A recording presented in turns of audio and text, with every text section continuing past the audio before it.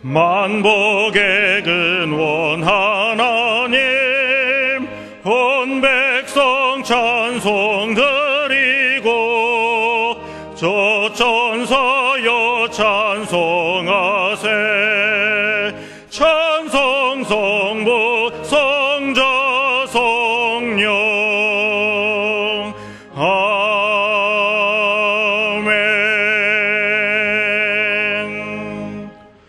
할렐루야. 여호와의 종들아 찬양하라. 여호와의 이름을 찬양하라. 이제부터 영원까지 여호와의 이름을 찬송할지로다.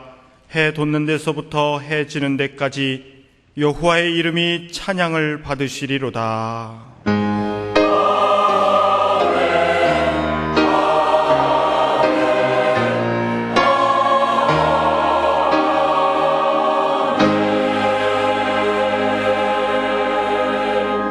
이 시간 하나님께서 우리에게 주시는 구약의 말씀은 출애굽기 15장 22절에서부터 27절까지입니다.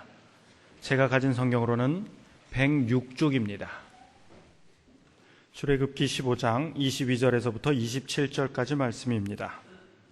모세가 홍해에서 이스라엘을 인도하매 그들이 나와서 수르 광야로 들어가서 거기서 사흘길을 행하였으나 물을 얻지 못하고 마라에 이르렀더니 그곳 물이 써서 마시지 못하겠으므로 그 이름을 마라라 하였더라.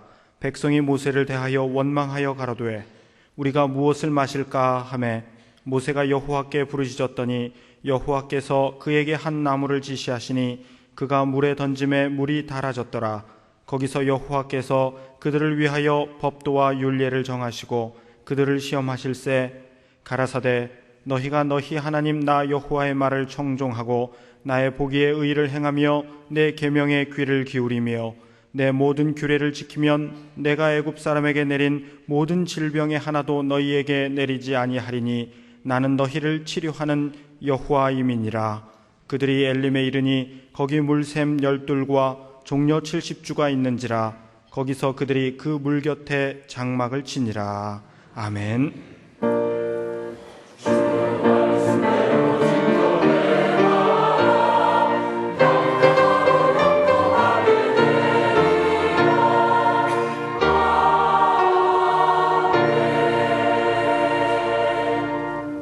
하나님께서 우리에게 주시는 신약의 말씀은 베드로후서 3장 8절과 9절입니다.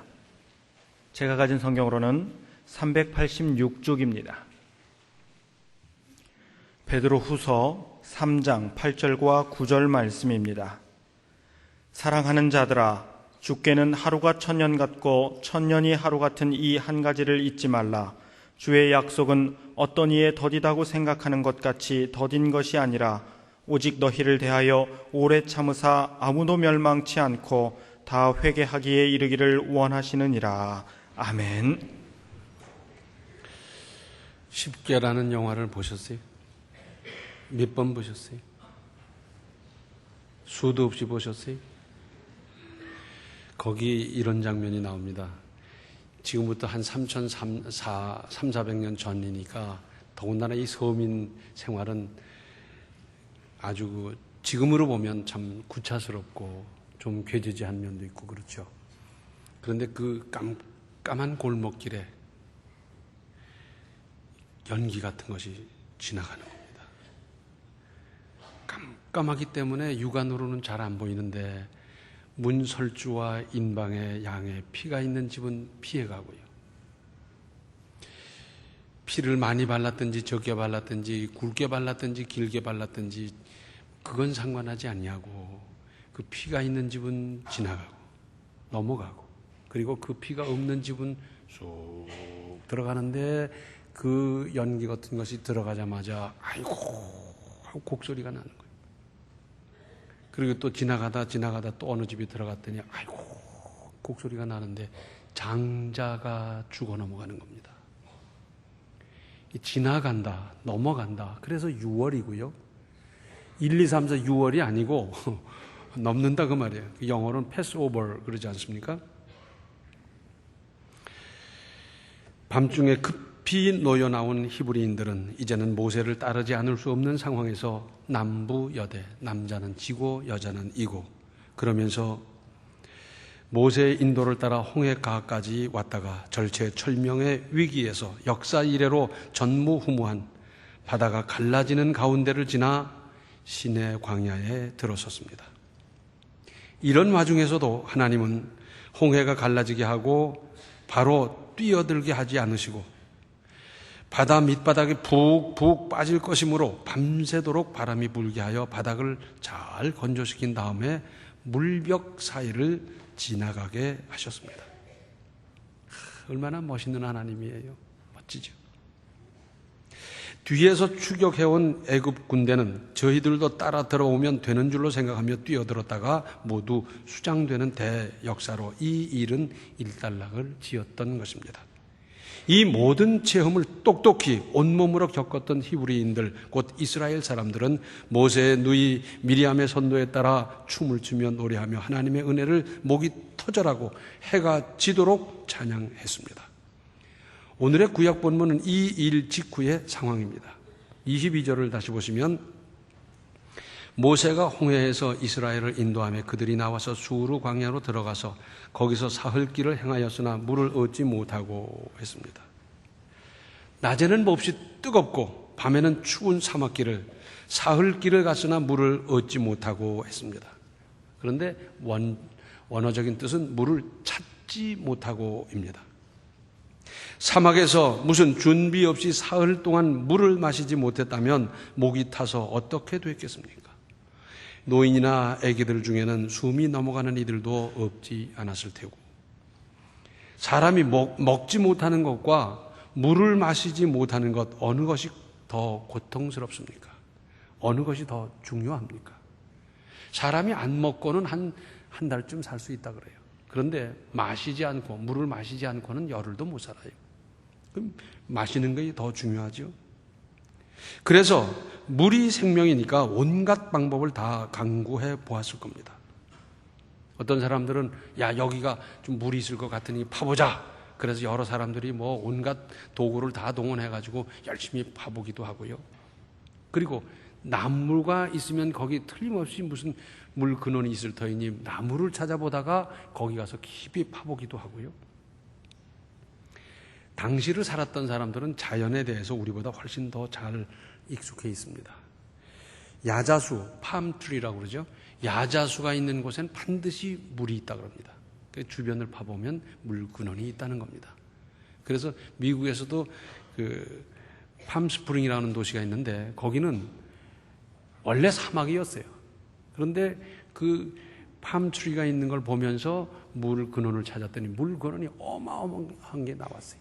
그래서 거기다 도시를 건설하고 거기다 골프장을 만들고 그물을 퍼내가지고 운하까지 만들고요. 그러면서 한쪽에서는 원래 있었던 모습을 그대로 보존하고 있어요. 사막 상태 그대로를 보존하고 있기도 합니다. 좌우간 나무만 봐도 거기 무슨 물 근원이 있겠지 하고 그 주변을 파보면서 물을 얼마나 갈급하게 찾았겠습니까? 아무리 찾아도 안 되기 때문에 기진맥진하며 터덜터덜 걸어갔을 것입니다. 23절에 마라에 이르렀더니 그곳 물이 써서 마시지 못하겠으므로 그 이름을 마라라 하였더라. 극한 갈증으로 몹시 고통스러워하다가 샘물을 발견해서 정신없이 달려들어 마시려 했더니 도저히 써서 마실 수가 없었다는 겁니다.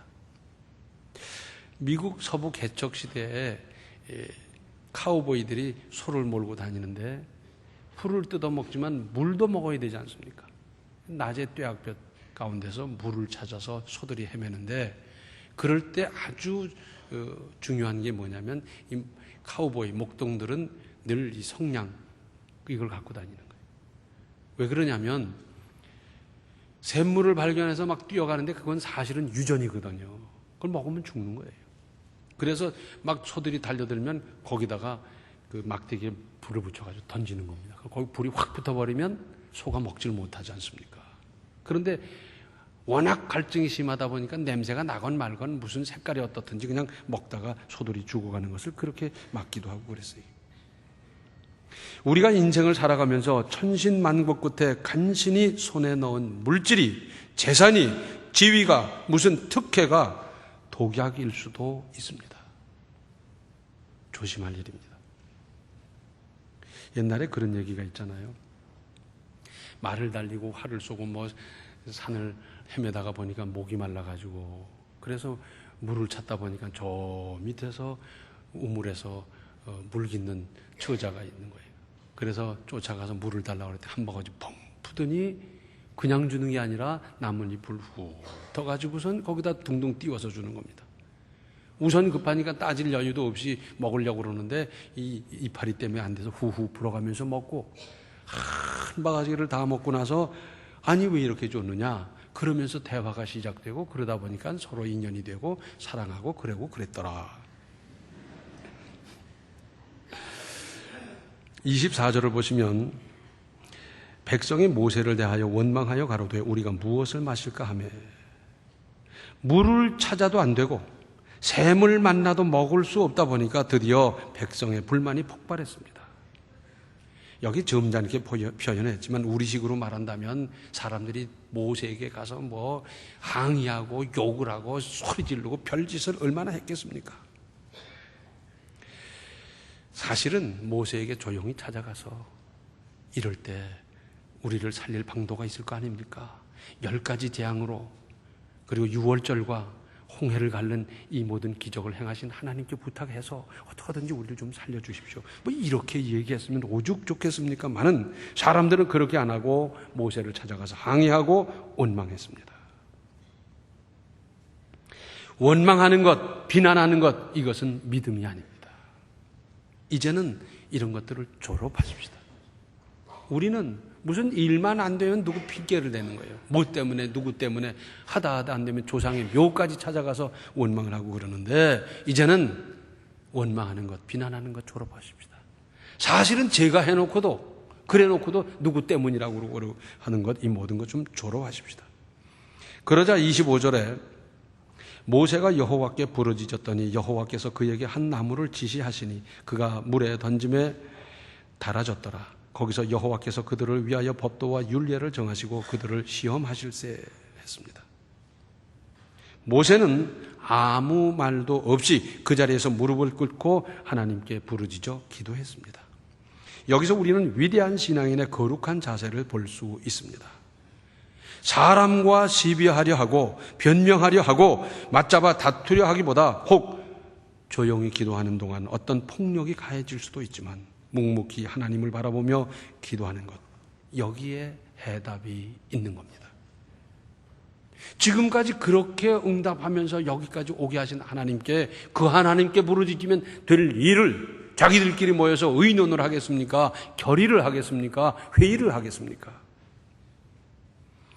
모든 것에 모든 것 되시고 모든 것을 그 손에 쥐고 계신 하나님께 해답이 있지 않습니까? 모세가 하나님의 응답하신 대로 한 나무를 뽑아 물에 던지는 잠깐 동안이지만 이들은 무슨 생각을 했겠습니까? 저 영감 지금 뭐 하는 거지? 그래서 될까? 공연한 짓거리일걸? 그런데 나타난 결과는 모든 백성이 넉넉히 해갈할 수 있는 단물로 변하고 계속 솟아나고 있는 것이었습니다. 여기서 특히 그들을 시험하실세 한 말에 지금 적절한 번역은 그들을 시험하신 곳이 바로 이곳이다 하는 겁니다. 그러니까 이 모든 과정은 하나님께서 시험하신 일이었다 하는 겁니다. 그렇게 대단한 체험을 한 이후에 잠시 고통스러워질 때 그 일을 믿음으로 어떻게 받아들이고 어떻게 해석하고 어떻게 대처하고 어떻게 하나님께 나아가고 할 것인가를 보고 싶으셨던 거예요. 그런데 그 하나님의 기대는 이렇게 깨어지고 말았습니다.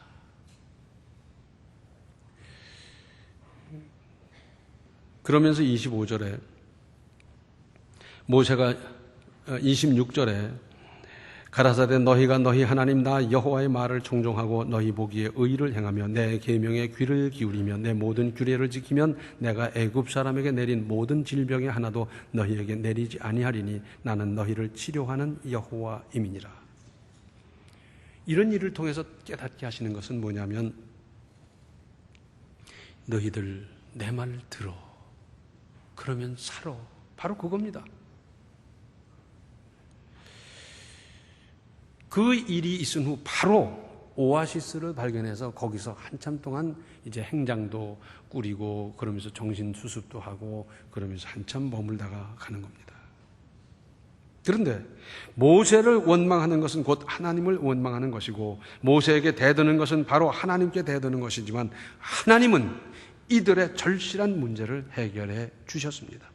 그러니까 하나님은 은혜로운 분이시고 자비로우시고 긍휼이 한이 없으신 분 아니겠습니까? 사람이라면 어떻게 했겠습니까?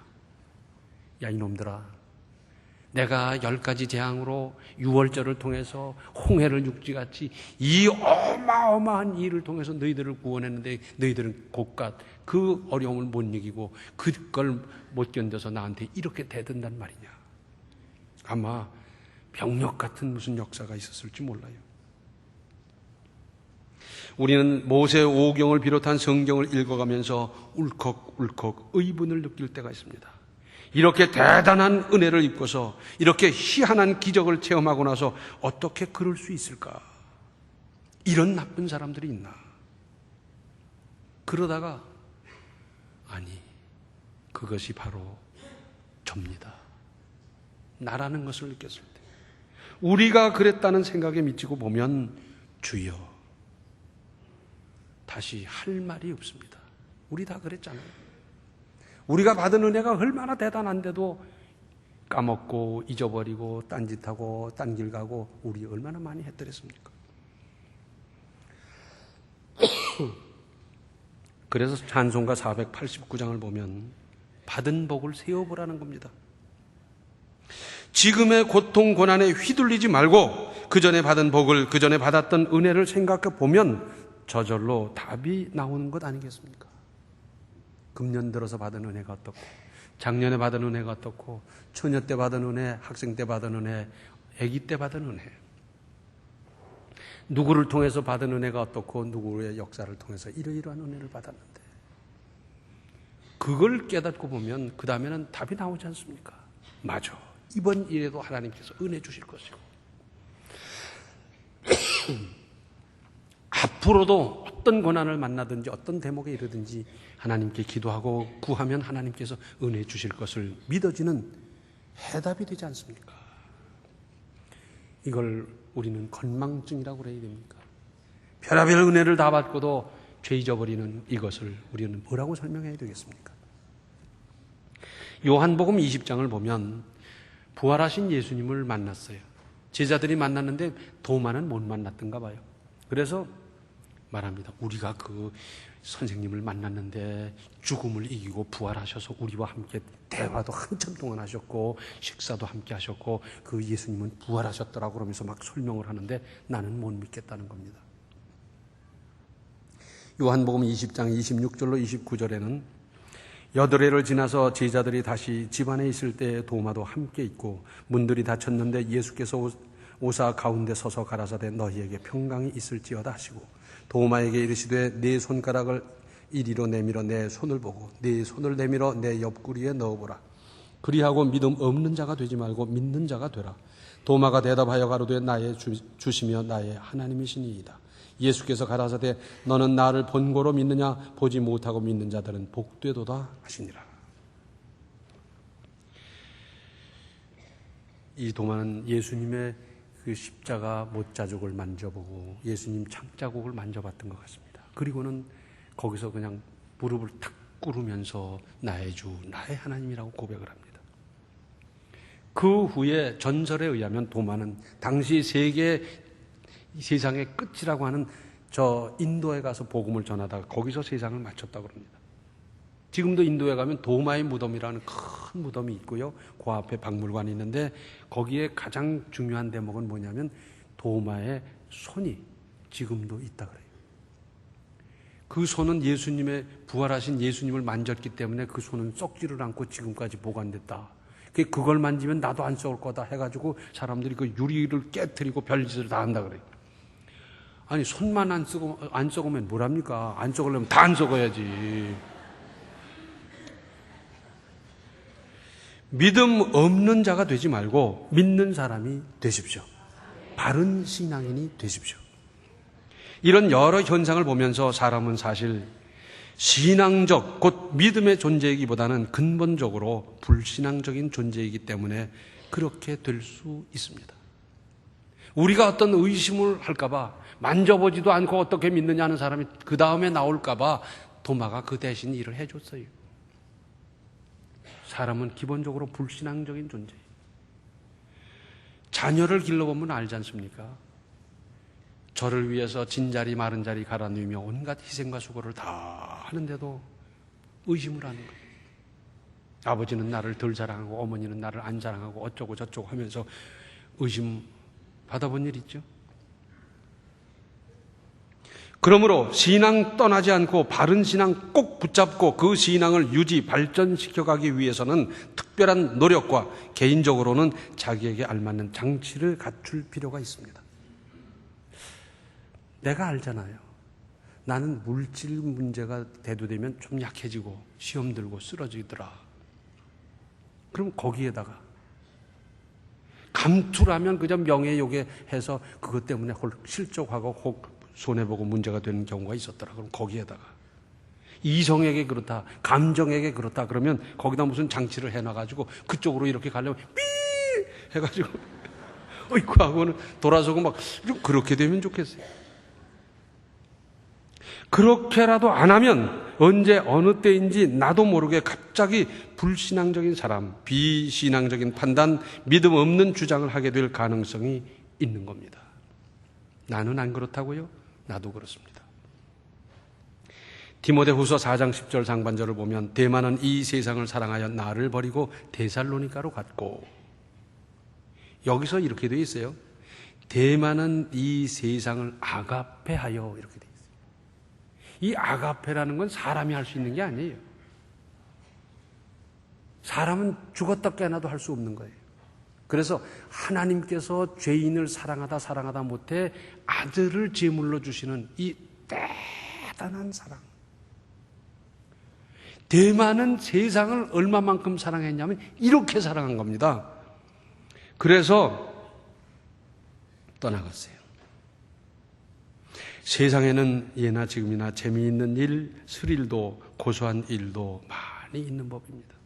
그래서 성령이 불같이 역사하던 시대에 성령으로 뜨겁게 살고 있는 바울의 조수로서 여러 체험과 기적을 목격한 사람이었지만 바울을 버리고 바로 그 세상으로 갔던 것입니다. 이것은 바울을 버린 것이기보다는 예수님을 버린 것이고 스스로 구원의 반열을 박차고 저 멸망을 향해 죽음의 길로 간 사람이었다 하는 것입니다. 오늘날에는 없겠습니까? 나에게는 그럴 가능성이 전혀 눈꼽만큼도 없습니까? 이스라엘 백성 노예로 400년을 살아서 죄와 마귀의 종으로 살았던 노예 근성, 패배의식, 공연히 반항과 원망하는 버릇을 벗는 데는 40년이 걸렸습니다. 우리나라 사람은 어떤 사람이냐 그럴 때 외국인이 막 딱 떠오르는 게 있어요. 빨리빨리. 참 이 빨리빨리가 얼마나 좋은 건지 아세요? 좌관 2차 대전 이후 독립한 국가 중에 경제 건설을 우리같이 빨리빨리 해치운 나라가 없어요. 대한민국밖에 없어요. 독립한 이후에 경제 건설 이렇게 빨리 한 나라 있습니까? 없어요. 세계 10위권의 경제력으로 부상한 나라가 어디 있어요? 그것도 북한의 남침을 막아내는 많은 군사비를 부담해 가면서 이렇게 경제 건설을 했다는 것은 어떻게 보면 기적에 가깝습니다. 그렇죠? 2차 대전 이후 독립한 나라 중에서 민주화를 이렇게 빨리빨리 이룬 나라는 대한민국밖에 없습니다. 좌우간 빨리빨리라. 그렇다고 하면 우리는 40년 동안 훈련받을 게 뭐예요? 그냥 40일에 해치우고 말지. 그렇지 않습니까? 그것도 단축시켜버려. 그냥 빨리빨리 해치워버리면. 오늘의 신약 본문 8절을 보시면 사랑하는 자들아 주께는 하루가 1000년 같고 1000년이 하루 같은 이 한 가지를 잊지 말라 그랬습니다. 시편 90편 4절의 인용인데 하나님의 영원성과 인간의 유한성을 대조해서 보여주십니다. 출애굽기 3장 14절에 보면 하나님은 나는 스스로 있는 자라 그러셨어요. 그래서 영어로는 I am that I am, I will be that I will be 그렇게 번역합니다. 하나님을 제외한 모든 피조물은 하나님에 의해서 시작된 거예요. 빛이 있으라니까 빛이 있었고요. 자연 만물을 하나님이 만드셨고 다 그런데 하나님은 누가 있으라고 해서 만들어서 존재한 존재가 아니에요. 그래서 스스로 계셨고 그 스스로 의지에 따라서 이 세상과 역사를 주관하시는 분이에요. 그래서 시간을 초월해서 계시는 하나님께는 과거도 미래도 없고 영원한 현재적 존재이십니다. 이러한 하나님께는 몇천 년을 지체한다 해도 문제될 것이 없습니다. 이런 하나님의 뜻을 시간과 공간의 제약 속에 살아가는 인간의 생각으로 판단하거나 우롱한다고 하는 것은 언어 도단일 수밖에 없습니다. 9절에는 주의 약속은 어떤 이에 더디다고 생각하는 것 같이 더딘 것이 아니라 오직 너희를 대하여 오래 참으사 아무도 멸망치 않고 다 회개하기에 이르기를 원하시느니라. 더디다고 생각하는 것 자체가 제약 속에 살고 있는 인간이라는 것을 뜻합니다. 신실하신 하나님은 히브리서 10장 37절의 말씀과 같이 반드시 그 약속을 이루실 것이고 계시록 22장 20절의 말씀대로 속히 이루실 겁니다. 그런데 오늘 9절 하반절에 오직 너희를 대하여 오래 참으사 아무도 멸망치 않고 다 회개하기에 이르기를 원하시느니라. 속히 이루시는 것이 하나님의 뜻인데 그것을 늦춰가면서 모든 사람이 다 구원받기를 여러 방법으로 일깨우시는 자극을 주시면서 사랑으로 기다리시는 하나님, 은혜 아닙니까? 은혜 아닙니까? 그러니까 기다리지 못하고 기대하지 않는 사람의 문제지 하나님의 문제가 아닙니다. 믿음의 다른 이름은 여러 유혹에도 변함없이 한결같은 믿음으로 기대하며 기다리는 것 아니겠습니까? 믿음 없는 자가 되지 말고 믿는 사람이 되십시다. 하나님께서는 선지자를 계속해서 보내시고 별하별 자극을 통해서 깨닫게 하느라고 온갖 방법을 동원해도 얼마나 안 믿는지 오죽 안 믿었으면 당신의 사랑하시는 죄 없으신 외아들을 보내셔서 그렇게도 못 믿고 안 믿는 죄인들을 위해 몸버려 피 흘려 구원하게 하셨겠습니까? 그런데도 그렇게 엄청난 하나님의 은혜를 입고 대단한 체험을 하고도 여전히 이스라엘 백성처럼 유대인처럼 덜 믿고 조금 믿고 약간 믿고 희미하게 믿는다면 이게 어떻게 된 일입니까?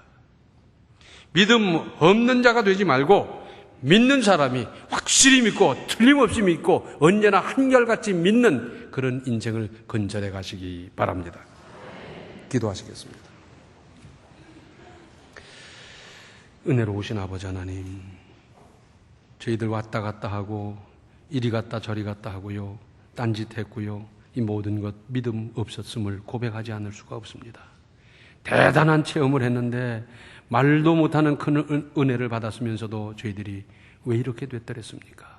이스라엘 백성들을 바라보면서 저희들이 깨닫게 하시고 자극받아 돌이킬 수 있게 하시고 다시는 주님 떠나지 아니하고 믿음의 사람, 끝까지 믿는 사람, 흔들리지 않는 믿음, 그 믿음으로 세상을 이기고 나를 이기는 믿음, 그리고 승리하는 믿음이 다 되게 하여 주시옵소서. 예수님의 이름 받들어 간절히 기도하옵나이다. 아멘. 생각과 자세를 바꾸고 고쳐서 새롭고 능력 있는 인생을 만들어 가십시오. 지금은 생명의 주 예수 그리스도의 은혜와 하나님 우리 아버지의 극진하신 사랑과 성령의 감화, 감동, 충만, 교통하심이 믿음 없는 인생이 아니라 믿음으로 능력 있게 살기로 작정하는 모든 성도들 머리 위에 이제로부터 영원토록 함께 계시기를 간절히 축원하옵나이다. 아멘.